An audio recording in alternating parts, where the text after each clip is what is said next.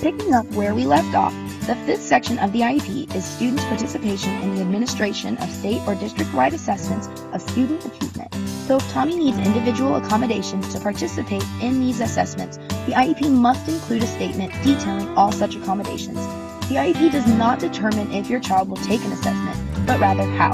Coming in at number 6 is the projected date of initiation and anticipated duration of the IEP. The IEP must be initiated as soon as possible after it is written. The 7th section is transition services, so while Tommy isn't ready for this step yet, it is relevant to students who are 16 and older.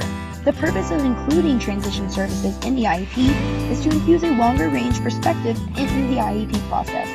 And finally, the last required section is reporting requirements and measurement criteria to determine progress toward annual goals. The purpose of this is to inform parents and educators of how your child's progress toward their annual goals will be measured.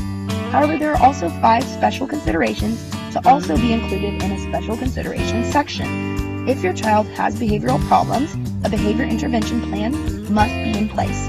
If your child is considered limited English proficiency, their language needs that relate to the IEP must be considered.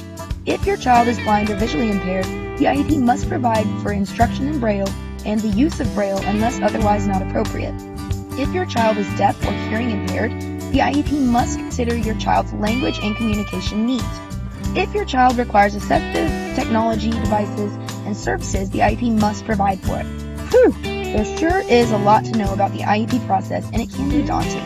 But remember, Lisa, Tommy's IEP is designed to meet his unique and educational needs and to provide him an appropriate and meaningful education. So during your IEP meeting, it is everyone's job to provide Tommy with an individual roadmap that will guide and support him throughout his special education journey.